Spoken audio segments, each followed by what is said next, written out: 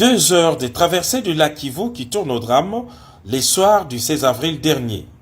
Au large du lac, il n'y a aucune trace de cette embarcation qui a quitté les ports de Goma pour le territoire de Kalehe dans le sud Kivu. Selon plusieurs témoignages, au départ de Goma, les navires transportaient 49 passagers inscrits dans les manifestes et plusieurs tonnes de marchandises. À l'escale du village de Kituku, les bateaux ont embarqué plusieurs autres vendeurs et des tonnes de fer à béton, ciment, haricots et autres produits lourds. Les surpoids ainsi que la tempête ayant secoué les lacs Kivu auraient précipité les naufrages.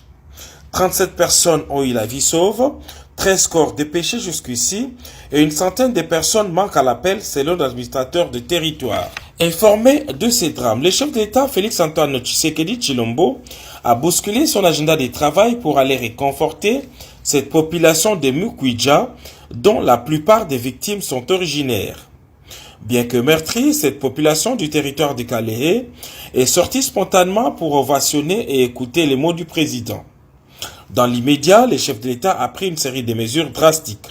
Nous avons pris certaines mesures d'urgence que je vais vous expliquer. Ça, c'est pour le court terme. Mais ensuite, pour le long terme, nous allons voir comment éviter à l'avenir ce genre de drame. Étant donné que la route qui relie Calais à Goma d'une part et Bukavu de l'autre est en mauvais état, je suppose que le trafic lacustre va continuer. Mais pour éviter des catastrophes comme celles que nous venons de connaître, nous allons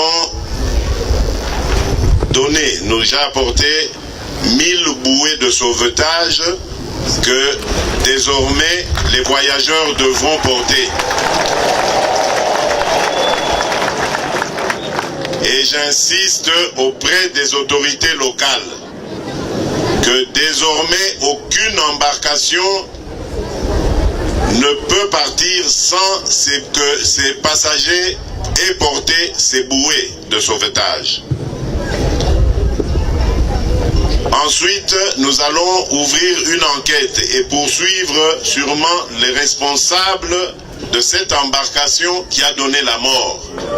Ce vendredi, le drapeau national restera en berne en signe de deuil national décrété par le chef de l'État. En attendant de repêcher les autres corps, le président de la République a pris en charge l'inhumation de toutes les victimes.